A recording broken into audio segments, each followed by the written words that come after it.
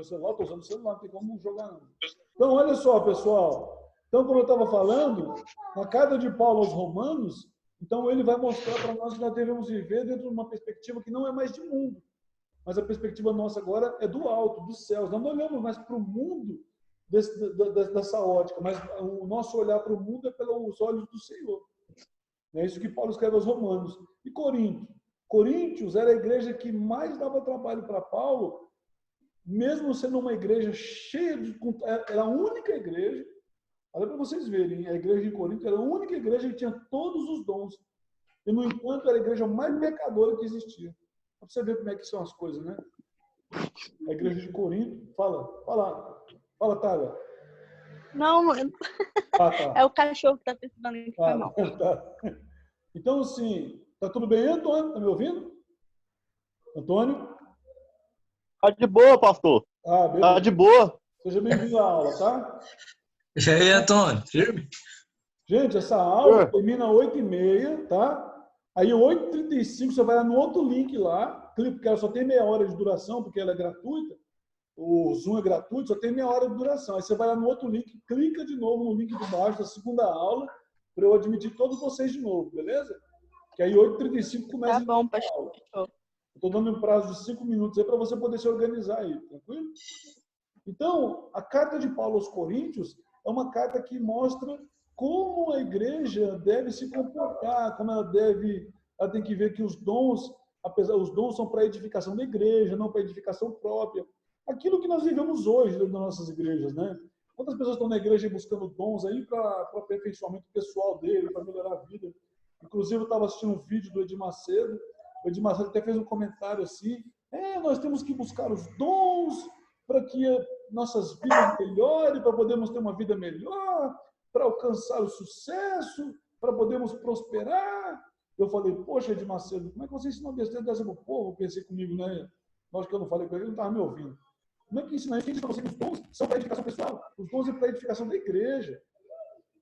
Os dons, eles são para a edificação da igreja, não para a minha edificação pessoal. É lógico que eu vou ser beneficiado com essa edificação. Eu vou ser beneficiado com isso. Mas eu preciso entender uma coisa. Que eu vou ser beneficiado com isso, mas eu preciso entender que também eu sou beneficiado ao momento que eu uso em favor da igreja esse dom. Não ao meu favor. Entendeu? Eu não sou beneficiado dele porque eu tenho o dom, mas eu sou beneficiado porque eu uso em favor da igreja, em prol da igreja. A partir do momento que a igreja é edificada, que a igreja cresce, todos somos beneficiados com os dons, com esses dons. Então, o que acontece? Paulo escreveu para a carta para os Coríntios e a igreja de hoje vive esse mesmo problema. Quantas pessoas estão aí buscando dons, buscando coisas no Senhor, tentando ter uma vida equilibradíssima, uma vida controlada, mas buscando tudo isso para quê? Para a edificação pessoal dela, para a sua prosperidade, para sair bem nos negócios, para viver uma vida boa, para poder estar com o corpo fechado, proteção. Então, isso foi vivido na época de Paulo também, em Corinto. Então, a primeira e segunda carta de Paulo, ele vai mostrar aí aos Coríntios que a igreja tinha todos os dons, mas foi a igreja mais pecaminosa que existiu. Você vai ver lá na carta de Paulo citando questões de relacionamentos impuros, o cara tendo relacionamento com a mulher do pai dele, idolatria, pecado de toda a natureza, o cara sendo expulso da igreja, o cara tendo que ser abandonado, largado de lado porque ele não queria mudar de vida. E, no entanto, essa turma tinha todos os dons. Aí Paulo escreve lá, né, a respeito da ceia, até na hora da ceia, em 1 Coríntios capítulo 11, perdão, capítulo 13, versículo 23. Oh, meu Deus, que confusão. 1 Coríntios, capítulo 11, versículo 23. Que ele fala assim: o que eu recebi do Senhor foi o que eu também vos ensinei. O que eu ensinei para vocês? Que na noite que o Senhor Jesus foi traído, ele tomou o pão e, tendo dado graça, ele partiu e disse: esse é o meu corpo que é dado por vós. Então, Paulo chega ao ponto de escrever e dizer para eles: gente, a ceia, ela é um memorial para poder lembrar quem é Cristo, para poder mostrar quem é Cristo, e não para nós fazermos uma festança, comermos, nos embriagar com o pão e com a bebida. Está andando na internet. Então, o que acontece? Pessoas. Alguém quer falar alguma coisa? Tá tranquilo aí? Beleza. Então, pessoal, o que acontece? Romanos, a carta da fé, que fala que a nossa vida deve ser vista agora do céu para a terra. E não vemos o mundo como todo mundo vê. Coríntios fala para tomarmos cuidado, porque às vezes estamos cheios de dons e por achar que estamos com os dons, podemos fazer o que quiser. Né? E aí temos que tomar cuidado, temos que abrir mão da futilidade das coisas fúteis desse mundo, da brevidade das coisas. Quando eu vou participar da ceia, eu participo da ceia com cuidado, lembrando que nós somos um só corpo, um só Senhor. Então a igreja tem muitos problemas, muitos, mas muitos mesmo. E aí nós temos a carta de Paulo aos Efésios, que é a carta que Paulo escreveu na época que Timóteo estava, né, como pastor da igreja. Timóteo era o pastor da igreja, em Efésios, né? Timóteo era o pastor da igreja, e Timóteo, ele pega... Só um minutinho. Não estou conseguindo. Gente, só um minutinho aqui, tá? A Lidiane está tendo dificuldade. Deixa eu só ver se eu consigo... É rapidão, só para ver se a Lidiane está tendo uma dificuldade aqui. Só um segundo, hein? Lidiane, você tem que entrar com a senha que está aí embaixo, ela está toda avisada já. Você entra no primeiro link com a senha, clica no link, no primeiro de todos do WhatsApp aí você pega, copia essa senha e entra, ok? Aí eu vou admitir você aqui, beleza?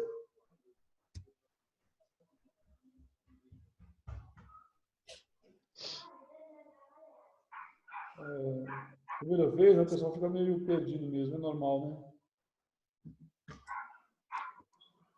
Cadê aqui? Não, não tem. Ela não está aqui, não. É isso. Bom, continuando aqui. Continuando aqui, então, para vocês aqui.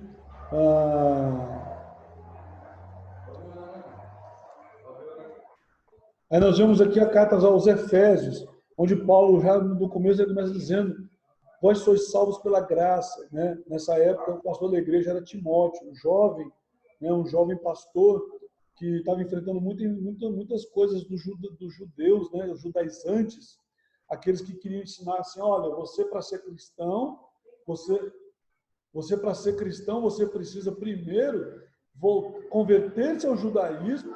Depois que você se tornar um judeu, aí você se torna um cristão depois. Tem que guardar os princípios da lei, os ensinamentos da lei. Então você precisa andar de acordo com a lei. Então Timóteo enfrentou muitos obstáculos na igreja em Éfeso. Aí Paulo escreve uma carta para a igreja em Efésios, para os Efésios, o povo de Éfeso, dizendo que vocês são salvos pela graça. Isso é dom de Deus, não vem de vocês. Até usei um exemplo interessante para o pessoal dizer: o que é graça? Muita gente às vezes fala assim: eu vivo pela graça, mas nem sabe o que está falando às vezes. Tem muita gente que está falando muita coisa da palavra de Deus, mas não sabe nem o que é. Oi, Antônio? Beleza. Então, muita gente... eu sou salvo pela graça. O que é graça? Não sabe o que é graça.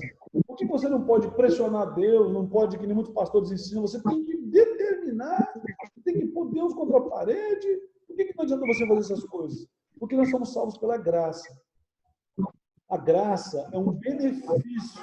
Como eu já falei para vocês várias vezes na sala de aula, Jesus, ele não morreu única e exclusivamente para nos salvar. Ele morreu para glorificar a Deus. Só que o problema que ocorre, o que acontece? Que nesse ato que Jesus Cristo fez, que ele teve para glorificar o Pai, nós fomos beneficiados com isso. Nós somos beneficiados. Como? É mais ou menos assim, ó. Eu vou usar um exemplo simples para vocês aqui, ó. Você está lá, quando o Flamboyant foi feito no Jardim Goiás, o Jardim Goiás não valia nada. E aí o Flamboyant foi construído ali. Quando o Flamboyant foi construído, o se tornou um departamento de compras e de vendas e logística de tal forma que valorizou todas as residências, todos os comércios ali perto. Valorizou todos, de tal forma que todo mundo foi beneficiado com a chegada do Flamboyant ali. Então, mas o Flamboyant não construiu-se, não foi construído ali para melhorar a vida de ninguém. O Flamboyant foi construído ali para atender um interesse e um sonho de família do pai deles, né? Que era o seu Lorival Lousa. Lorival Lousa pai. Aí o Lorival Lousa filho passa a administrar o shopping, se torna uma potência, e todo mundo começa a frequentar o shopping, e os comércios em volta, casas, condomínios, apartamentos, prédios, lojas, hotéis, começam a ser construídos tudo em volta daquilo ali, porque trazia o quê? Todos estavam sendo beneficiados com aquele número de gente chegando naquela região por causa do shopping. Então, a mesma coisa, Jesus Cristo, quando ele morre na cruz, ele dá toda a honra a quem? Ele fala assim, Pai, está consumado. Né? Aí lá no Monte das Oliveiras ele fala assim, Pai, se possível, afasta de mim esse cálice. Depois ele ainda fala mais ainda também, uma coisa só eu faço, a minha comida é fazer a vontade do meu Pai. Então, toda a Bíblia, você nunca vai ver Deus falando assim, Jesus Cristo falando assim, eu fiz isso por vocês, para a glória de vocês, para restaurar vocês. Nós fomos beneficiados com tamanha obra feita pelo nosso Senhor Jesus. Então, a carta que Paulo escreveu aos Efésios, ele mostra para eles assim, que vocês foram salvos pela graça, né? Salvos pela graça. Pastor, fale com as pessoas deixarem o microfone. Já deu sinal, acabou o tempo, pastor. Deu sinal? Então vamos sair dessa aula e vamos já... Beleza, Janete, eu vou falar assim, Janete, daqui a pouco. Então vamos sair dessa aula agora e vamos entrar na próxima aula, que é daqui 5 minutos, beleza? Tá bom. Vamos parar um pouquinho então? Beleza, pessoal? Fechou. Eu aguardo vocês, das 8h35 eu aguardo vocês.